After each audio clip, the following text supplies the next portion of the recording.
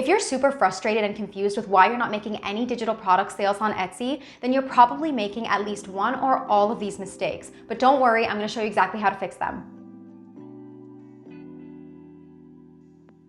Hi, welcome to my channel. If you're new here, my name is Sandra, and every week I bring you either graphic design tips and tutorials, or I talk about creating and selling digital products online to make passive income. If your goal is to build an online business selling digital products, subscribe to my channel and hit that bell to be notified when I post a new video every Tuesday. I've been selling digital products on Etsy for a few months now, and I'm having much better luck than the previous 2 Etsy shops that I had that were a complete fail. Since I learned a lot from those experiences, I realized many mistakes that I was making and why I wasn't getting any sales. So let's go over 10 mistakes that I was making and that you're probably making too, and then let's go over how to fix them so you can start to see some traffic and sales in your shop. Number 1 is you have no idea who your target audience is. This means that you don't know who your products are for and who you're specifically serving. My first shop, I posted a bunch of wedding invitations and some random stationery, and then I decided to add some random wall art. Nothing was cohesive, it was an absolute mess, and I'm pretty sure that any visitors that came to my shop had no idea who these products were serving.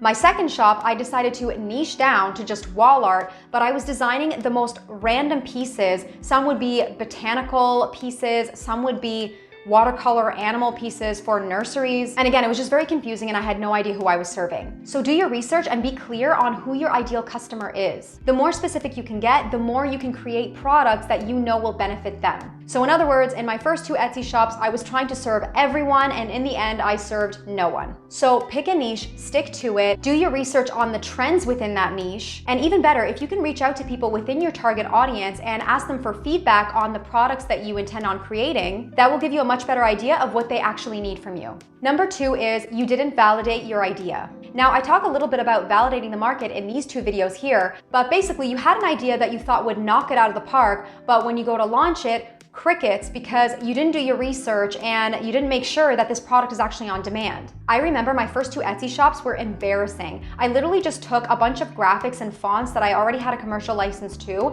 and I tried to put some pieces together that I thought were okay, and I really thought that once I uploaded, I would just have so many people coming into my shop and purchasing all my products. That is just not the case if you don't do your research, you don't check the trends, you don't look at competitors, and you don't validate the market. So in order to fix this, regardless of whatever platform you are selling on, you always need to do competitor research. Take a look at their best sellers and their products that are being purchased on a consistent basis. Take a look at their reviews. Do your keyword research on tools like Marmalead and eRank to see what products are high on demand and ideally lower competition. You can even look at platforms like Instagram and Pinterest to take note of the styles that are trending. So for example, if you're in the wedding niche, take a look at other wedding companies that are posting on Instagram and Pinterest and see what colors are trending, what styles. This will give you a really good idea on what you should actually be creating. Number 3 is you are guessing keywords. Now, just like Google, YouTube, and Pinterest, Etsy is a search engine. So basically people are going to Etsy and typing in the search bar what they're looking for before they start browsing. This means that you really need to focus on search engine optimization. So the keywords that you're using in your title, description, your tags is super important to getting ranked. Once again, this is a complete failure for my first Etsy shop especially because I literally guessed what people are typing to find my particular products. So my biggest advice on how to fix this is use a keyword search tool like Marmalead or eRank. You can even use Etsy's search bar and type in some broad keywords to see what other words and phrases are popping up. Etsy will populate popular phrases that people are actually searching for. The issue is if you put 0 effort into keywords, then you're just competing against many other sellers that have their SEO on point, and therefore you're just gonna get lost in the pool of results.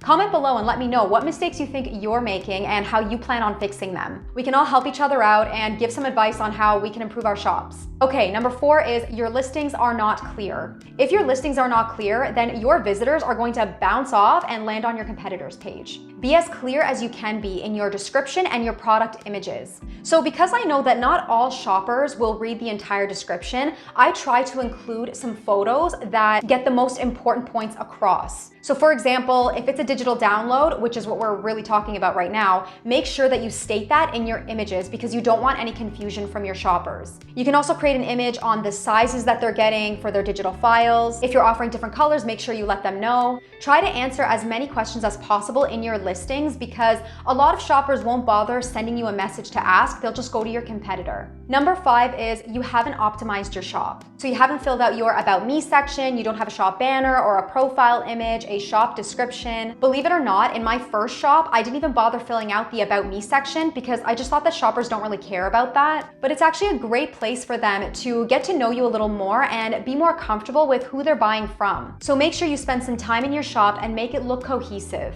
Number 6 is relying only on Etsy for traffic. Now, although Etsy is a search engine and it brings in a lot of customers, you should not be relying only on your keywords to get found. You should be using every platform that you are active on to promote your products. So you can start creating blog posts if you have a blog. You can share it on Instagram and Facebook to promote your products. You can start an email list so that you're growing your own audience outside of Etsy, and you can send promotions and sales whenever you run them. And my absolute favorite is driving external traffic from Pinterest. I have a few videos on my Pinterest tips to drive traffic to your Etsy shop, including this one here. I'll link it for you in the description box so you can check it out after this. And I also have a free guide on how to grow your business with Pinterest, which I will also link for you in the description box. Okay, we're on number 7, and that is you don't have enough products in your shop. Now, this one's a little bit more complicated, so let me explain. If you are in a more saturated market, so let's say the wedding industry, if you're trying to sell wedding invitations and seating charts and all types of stationery, you're going to want to have a lot of products in your shop for a few reasons. First of all, you're competing against a lot of people that may have hundreds, if not thousands of listings in their shop. Of course, the more products you have, the easier shoppers can find you and they have more to choose from. Now, if you are in a less saturated market, let's say you're offering social media templates, I would still encourage you to keep adding products as you go, but it's not necessary to have hundreds and thousands of listings to compete with other people. And on top of that, I want to encourage you to pay attention to the listings that are getting favorited and purchased already from your shop and use that feedback to stock up your shop as opposed to creating 50 new listings that you haven't really validated the market yet and you've just wasted your time. And yes, that's exactly what I did for my 2 older shops, and I wasted hours and days of my time. All right, number 8 is another embarrassing one of mine, and that is not replying to customers or taking note of their requests. First of all, do yourself a favor. If you are starting an Etsy shop, please download the app Sell on Etsy. So for my first shop, which was all about wedding stationery, I didn't have this app and I wasn't getting notified when customers were messaging me. So by the time I had gotten back to them, they had already bounced off to my competitor, planned their wedding, and they probably already got married by then. So make sure you're responding to your customers and really take note of what they're requesting. What I mean by this is, let's say you offer a wedding invitation, but you don't have an RSVP card to match and they're asking for that. Not only are you going to create that for them, but make sure you upload it to the shop so that new visitors have the option to buy the invitation and the RSVP card as well, and they don't have to ask you for it. Okay, number 9 is you are not treating it like a real business. What I mean by this is, yes, it sounds amazing that you can just upload a bunch of listings and all these people are just gonna come and buy all your products.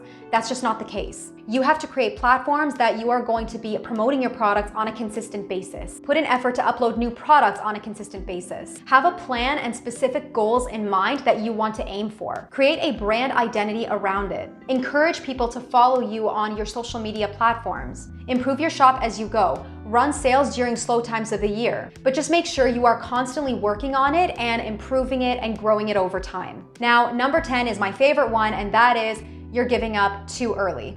Guys, usually it takes time to finally see some sales on Etsy. I gave up way too early in my first 2 shops. I'm talking like a month or so, I just closed down the shops because I was fed up, I wasn't seeing traffic, I wasn't seeing sales, but I was also not implementing any strategies. Just please don't give up. If any of your products don't sell, take that as feedback, not as a failure. And this goes for any platform that you plan to sell on. It usually takes time to be picked up in the algorithm. It takes time to build your own audience and a brand identity. So just keep at it and remember why you started. So let me know if you're making any of these mistakes or what you're experiencing right now that I haven't mentioned. If you haven't even started your Etsy shop or you're looking for ideas on digital products to sell, I'll link my free guide on 20 digital product ideas that you can sell online. And I am super excited to announce that I am currently working on an Etsy beginner sellers workbook. So it's an ebook that will be filled with a lot of tips for you, as well as fillable worksheets that you can go through. So it will definitely help you start your shop the right way. It's something that I wish I had when I first got started. There will be a section that has goal sheets as well as trackers so you can keep yourself accountable for meeting your targets. So stay tuned for that. Hopefully I can have that ready for you in the next couple of weeks on my brand new website.